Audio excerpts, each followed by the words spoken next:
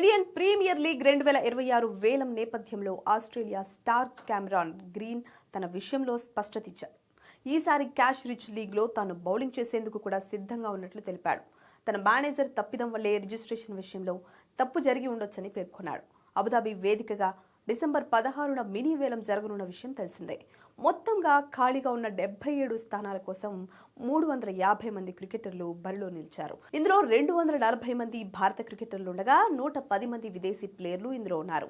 అయితే ఆసీ star allrounder Cameron green ఈసారి పూర్తి స్థాయి బ్యాటర్ స్లాట్ లో తన పేరును నమోదు చేసుకోవడం చర్చనీయాంశమైంది. 2 కోట్ల రూపాయల కనీస ధరతో ప్యూర్ బ్యాటర్ స్లాట్ లో సెట్ 1లోనే అతడు వేలంలోకి రానున్నాడు. దీంతో గ్రీన్ ఈ సీజన్ లో బౌలింగ్ చేయడేమోనన్న సందేహాలు నెలకొన్నాయి.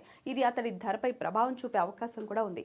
ఈ నేపథ్యంలో కెమెరాన్ గ్రీన్ తన పేరు బ్యాటర్గా మాత్రమే నమోదు కావడంపై స్పందించాడు. యాషెస్ సిరీస్లో భాగంగా అడిలైడ్లో 3వ టెస్టుకు ముందు రిపోర్టర్లతో మాట్లాడుతూ, నేను బౌలింగ్ చేసేందుకు సిద్ధంగా ఉన్నాను.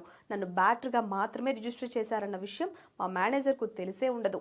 పొరపాటున అతడు తప్పుడు ఆప్షన్ ఎంపిక చేసి ఉంటాడు.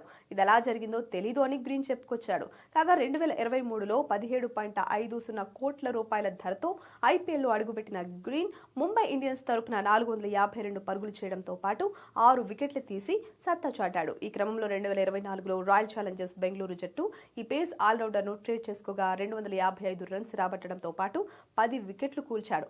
అయితే 2025లో గ్రీన్ గాయపడటంతో ఈ సీజన్లో ఆడలేకపోయాడు. ఈసారి మాత్రం ప్రస్తుత ఫామ్ దృష్ట్యా అత్యధిక ధరకు అమ్ముడుపోయే ఆటగాళ్లలో ఒకటిగా గ్రీన్ పై భారీ అంచనాలున్నాయి.